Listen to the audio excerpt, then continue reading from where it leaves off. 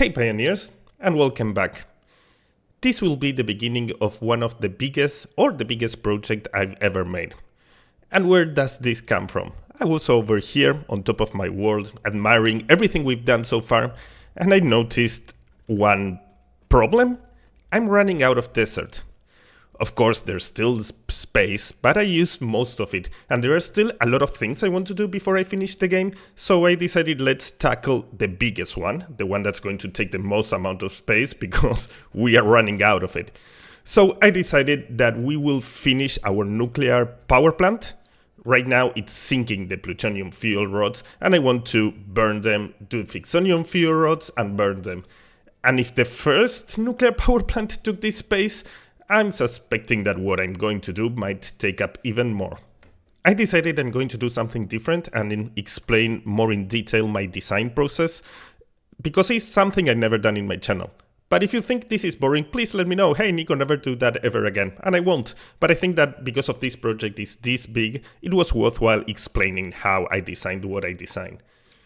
What we are seeing here is our last nuclear power plant.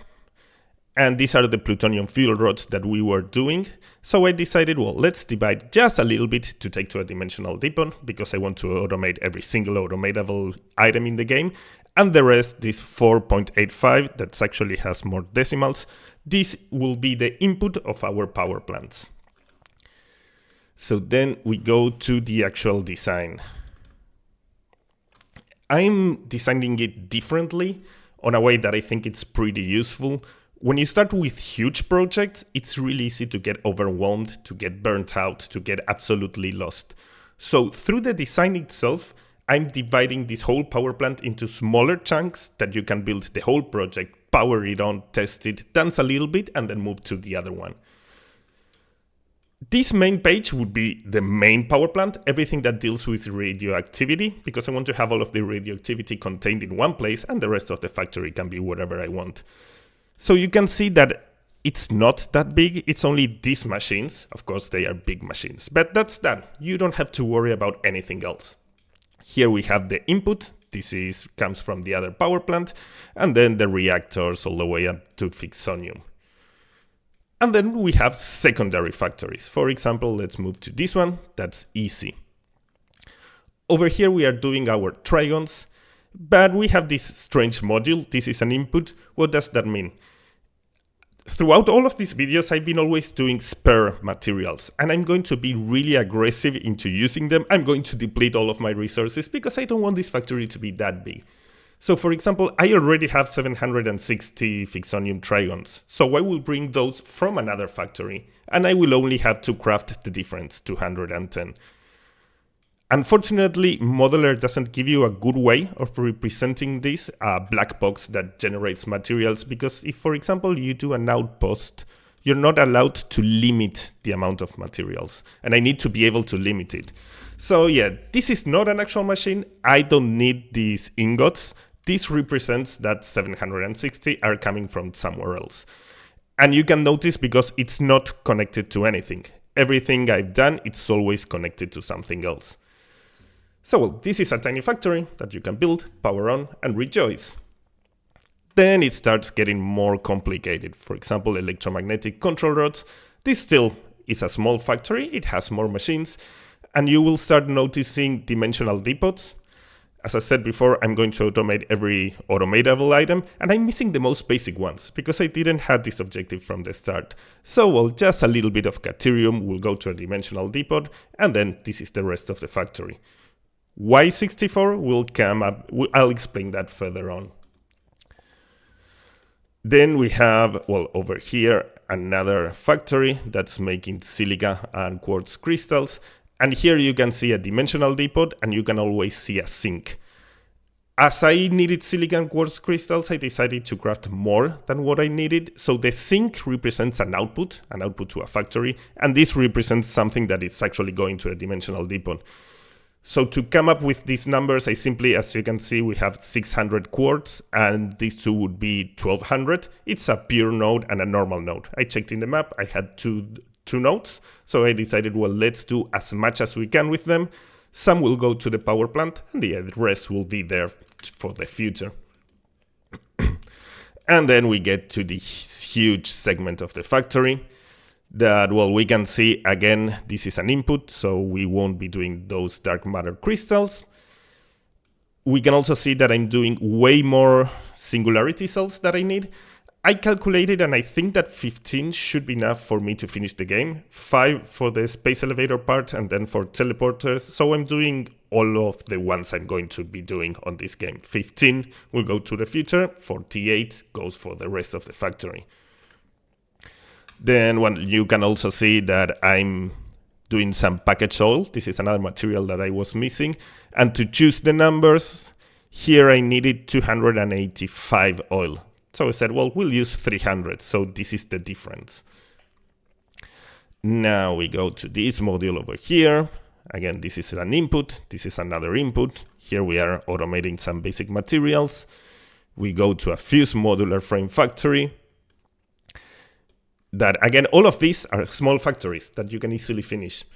And, well, there's another one that's to do some ingots because I ran out of ingots. That we are doing steel ingots. And the spare go to a sink, so I will be doing some extra steel.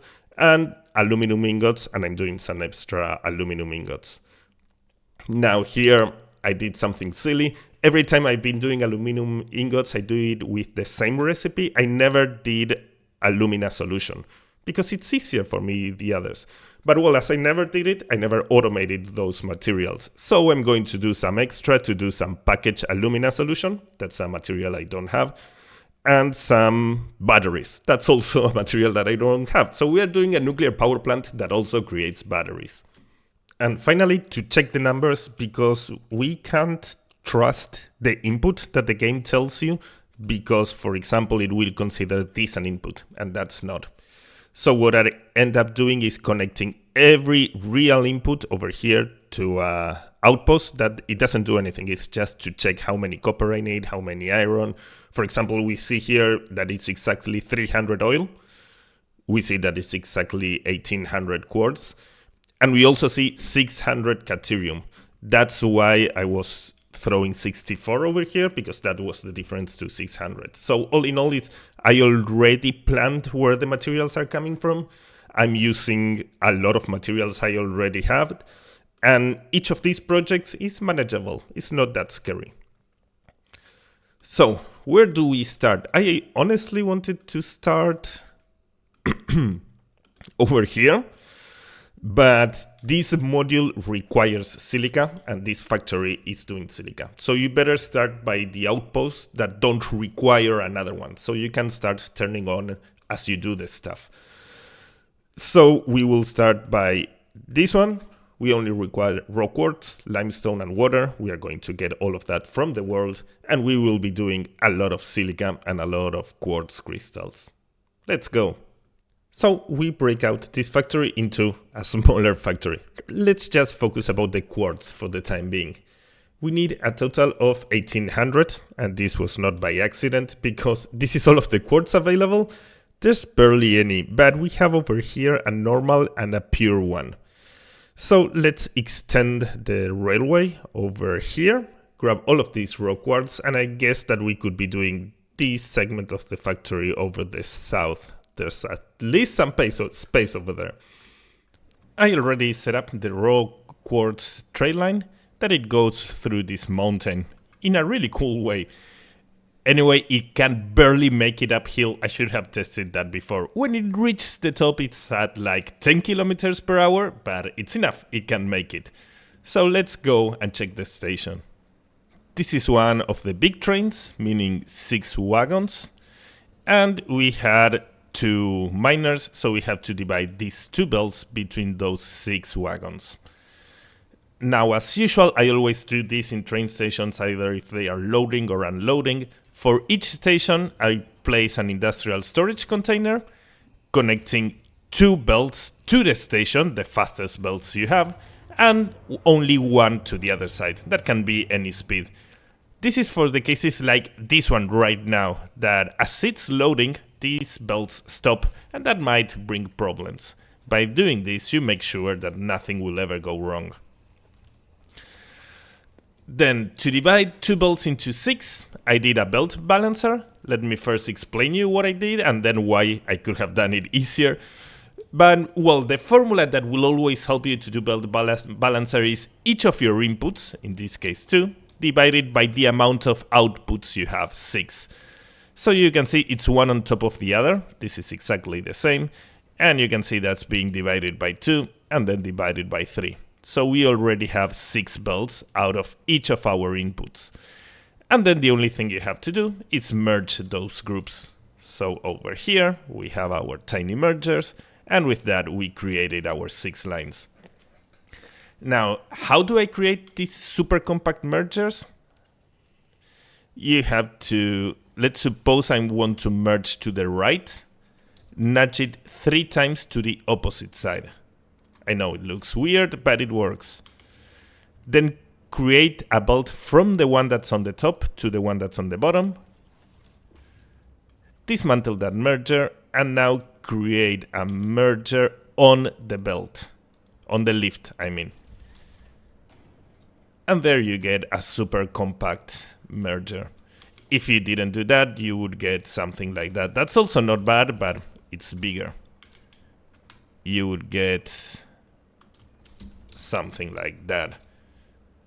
So this is absolutely compact, and it helped me keep it nice.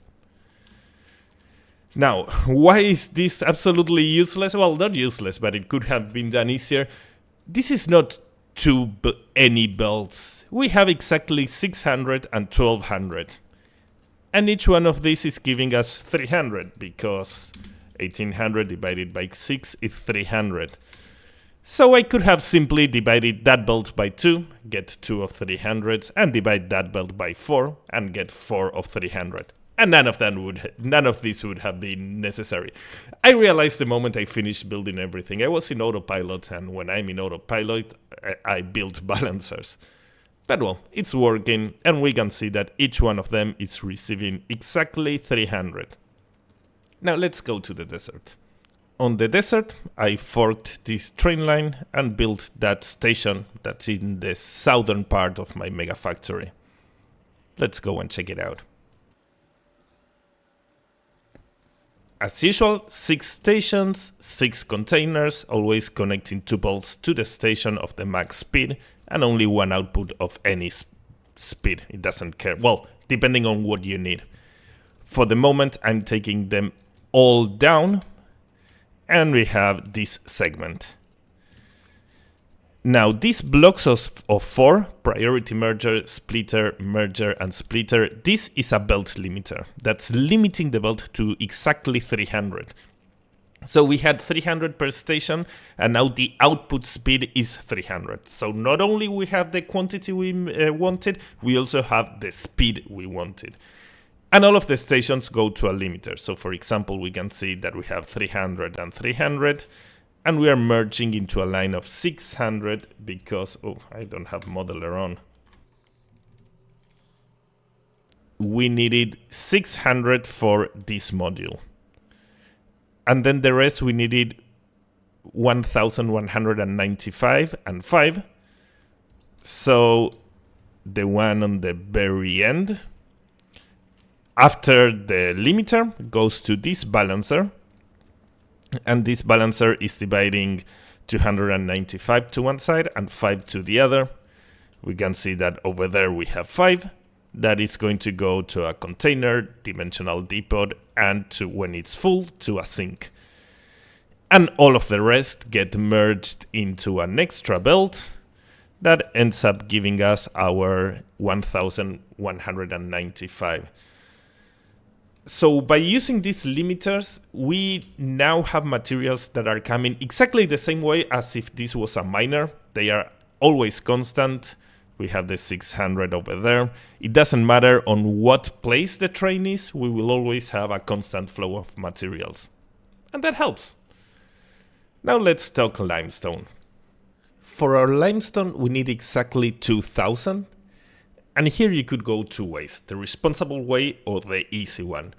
The responsible way would be, instead of grabbing 2000 limestone, let's check what's the total number we need. We need actually 4,368. Grab all of that limestone and divide it so that we have what we need now, and we also have what we will need in the future. But I'm not going to do that. I'm focusing on this factory, forgetting about the power plant. I want to finish it, turn it on, and rejoice when it's done. And 2,000 is a really nice number. So I will grab 2,000 limestone, and the rest is problem for future Nico, not present Nico. And checking the map, we almost use everything, but I'm noticing a pure node over here, a normal, and an impure node. And with those three, we can get to 2,000. So let's grab these three and move them close to where we are working. And after some hours of doing belt magic, we already have our 2,000 limestone prepared. This is right next to our train station. I did this funny gap. I think it might look cool. I hope so. And we already have all of the materials we needed for this segment of the factory. We can check over here. I need to split 8.33 limestone for a dimensional depot, and then just plop 12 refineries maybe and 53 assemblers. These are a lot of assemblers, so I'm guessing I could do a blueprint, because the one I currently have is for 12 assemblers. That would be a lot of blueprints. So maybe I can do a bigger blueprint that's more compact and can fit more. Let's go. Well, that didn't end up as I expected. I used my old blueprint as a model, and I couldn't fit that many machines. The old one has 12, this one has 15. I could add one more machine per floor, and I have a lot of spare room over here, but not enough to add another row of assemblers. But well, from 12 to 15, it's an improvement.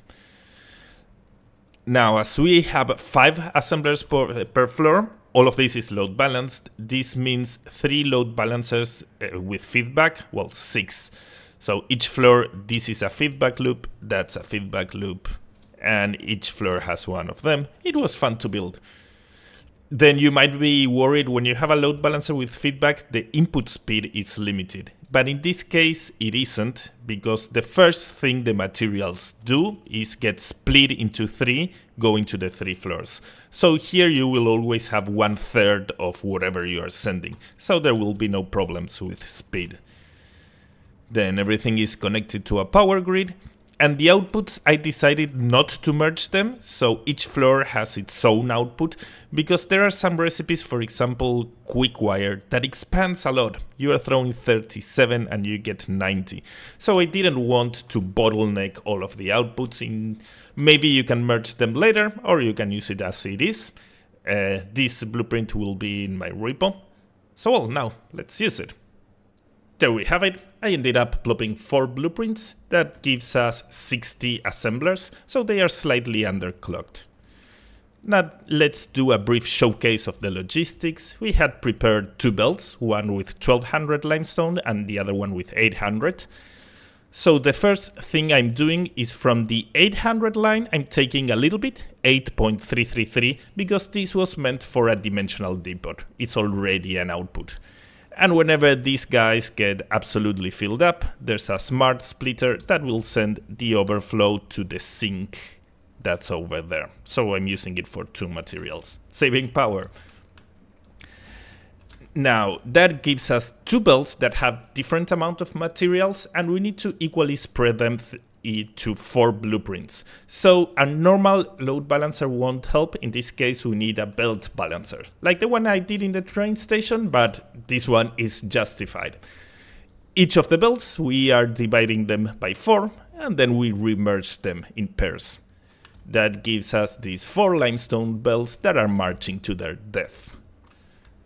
Raw quartz was easier, because we only had 1 belt, so there's nothing fancy that we need to do, and I'm actually clipping it through the foundations. This is the belt we had prepared, autosave, and there's a hole over there, and it goes through everything and comes up over there, and well, it's dividing a belt by 4, nothing fancy. And over here we have my embarrassing part. All of this is the output management. It was extremely hard to do because the decimals were really bad. But I enjoy doing this. It's a math problem. It's like a puzzle, and I like puzzles. So what does all of this nonsense do? We see over here we have a sink, and this sink is receiving 538. This is the extra silica we are preparing, 537.22. So that's already prepared for the future. And then you would ask, but why do you have all of this nonsense? Well, there are 4 outputs that we currently are not seeing because temporal outputs, I always hide them underneath. And we can see over here, my game is lagging a lot, that we have one belt with 891 and another belt with 890. They are actually both of 890. And that's for, I hope I don't die. If we go over here, over here, over here, and over here, that's the silica for this module, 1780. These are the 2 belts of 890. Then what else do we have? 303. That would be, if we go back, I think it's this one, 303.33. And then I have, where was it? Nico, you need to prepare this. These other 2 silicas that are 25 and 142. Those are the 168 we see over here. So we have all of the belts prepared for whenever I do those modules. So all of the silica is done. What remains to finish this module is just the quartz crystals. That they weren't that many, I think. 8 refineries, I probably placed 10 or 12. And we're done. Let's go. Done with the quartz crystals. I sneaked the 9 refineries right next to the train station. And this module was really straightforward. There's not much to talk about. I connected the last belt that we weren't using. It gets balanced between these 9 refineries. I again did this pattern with the pipes. I think it's great. I never had any fluid dynamic issues since I started connecting refineries this way. Then all of the quartz crystals get merged here on the back, and it goes to another output management that ended up being another mess. But what we care about this is that we have over here 397. These are these 398, the spare quartz crystals that for the time being they are going to a sink. So I connected it to the same sink I've been using, the one that's hidden over there. And then we have the real output that for the time being I'm hiding it. Here 68, that's supposed to be 68.48. So it will be fluctuating between 68 and 69. So that's all of the machines for this factory. That's actually just a tiny percentage of the whole power plant, but I treat it as a factory. So now I need to decorate everything, and let's do a small showcase.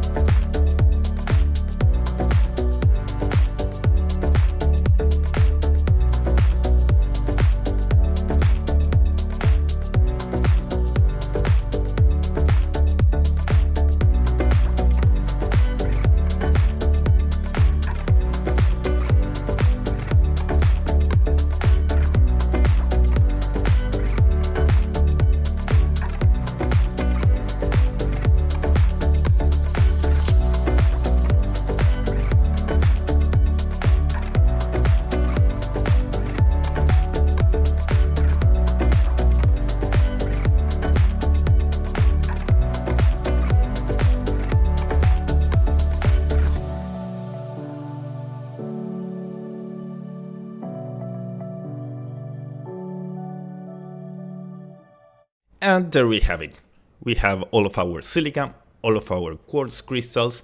And the good thing about handling megafactories like that is that I built this, I powered it on, I decorated, it's already working. How far away are we from the Ficsonium? Oh, maybe 1 month of work, but that doesn't matter. Breaking the objective into smaller chunks that you can power on and see it working, it helps a lot. If not, I could spend easily 1 month building without ever seeing anything on, and then I would have to decorate everything at the same time. It can get really overwhelming. So I really recommend this way of breaking a problem into smaller problems that are achievable. This whole project wasn't that long compared to what I have been doing, and yeah, I already have it. So it's I don't know, I think it's a really good way to tackle big problems. Now, regarding the route to Ficsonium, I don't know if I'll be able to pull it off. Unfortunately, already twice my whole world broke. This is probably because I'm over twice the U-object limit and stuff stopped working. The power grid went down, up, down, up. I had machines that were powered on, had materials in the internal buffer and weren't working. Like the game stopped simulating everything. Luckily, it stayed contained in some sectors of my mega factory, and I was able to come back from that errors. But if it continues, I think that I'm pushing the game too much. I won't be able to play it, especially because of the amount of unprotected sushi bolts I have. Everything is meant to be working at 100%. If the game stops simulating stuff, the whole mega factory would collapse. So I'm a little bit afraid. I reduced a lot the graphics. I don't know if it's noticeable because usually YouTube butchers my videos. I export them in high quality and then YouTube makes a mess. But well, since I lowered the graphics, it's running a little bit smoother, but I'm afraid I think I overdid it. But well, we'll see how it goes. I'll continue playing until everything explodes. It would be really sad not being able to finish the game, being so close, but well, Satisfactory wasn't meant to be played like this. It's scary and it's sad. But well, we will continue until my computer explodes. I hope you guys enjoyed this video. If you did, please remember to leave a comment or a thumbs up. It really helps me with the algorithm.